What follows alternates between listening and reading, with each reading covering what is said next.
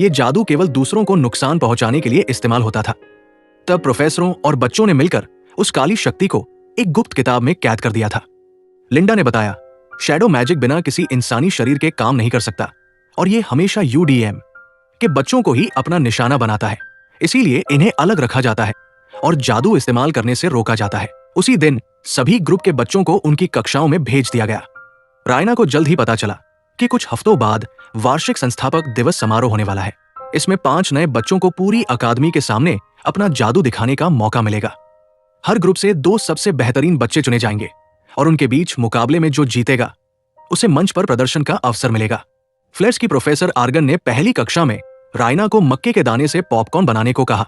रायना घबराई हुई थी, फिर भी अच्छा कर रही थी, मगर तभी फिलिप ने उसका मजाक उड़ाया और वो नर्वस हो गई। नतीजतन सारे पॉपकॉर्न जल गए। प्रोफेसर आर्गन ने उसे खूब डांटा।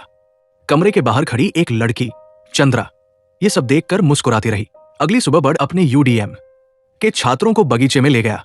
उसने शेड का दरवाजा खोला, अंदर झाड़ू रखी थी। नौरी खुशी से उछल पड़ी, ये सोचकर कि शायद वे झाड़ू पर उड़ना सीखेंगे। उसने कोशिश भी की, मगर धड़ाम से जमीन पर आ गिरी। असल में ये आम झाड़ू थी, बगीचे की सफाई के लिए। नौरी मायूस होकर झाड़ू लेकर उस हिस्से की तरफ चल दी जहां दूसरे ग्रुप की कक्षाएं लगती थी। वहां उसने देखा कि एक प्रोफेसर बच्चों को एक खास बिल्ली का रूप लेना सिखा रही थी। नौरी को जब पता चला कि आने वाले संस्थापक दिवस पर किसी एक बच्चे को अपनी काबिलियत दिखाने का मौका मिलेगा, तो उसके दिमाग में एक विचार कौंधा, अगर वो इस बिल्ली का हूबहू रूप लेकर सबको दिखा सके तो शायद प्रिंसिपल उसे बाकी बच्चों के साथ जादू सीखने की अनुमति दे दे। वो किसी बहाने से कक्षा के पास पहुंची और उस बिल्ली को बड़े ध्यान से देखा। उसकी हर हरकत, हर मुद्रा को मन में बैठा लिया।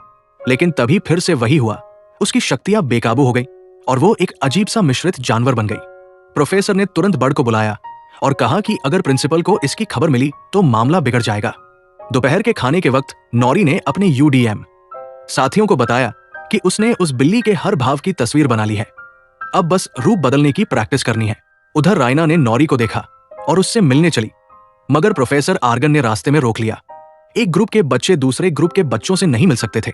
अगली कक्षा में फिलिप ने बड़ी सफाई से पॉपकॉर्न बना दिए। प्रोफेसर बेहद खुश हुई और उसे कक्षा का सर्वश्रेष्ठ छात्र चुन लिया। बाद में रायना गलियारे से गुजर रही थी कि चंद्रा उसके पास आई और उसकी जादुई काबिलियत की जोरदार तारीफ की। जाते जाते उसने कहा, अगर तुम अपनी शक्तियां और बढ़ाना चाहती हो तो मैं तुम्हारी मदद कर सकती हूं।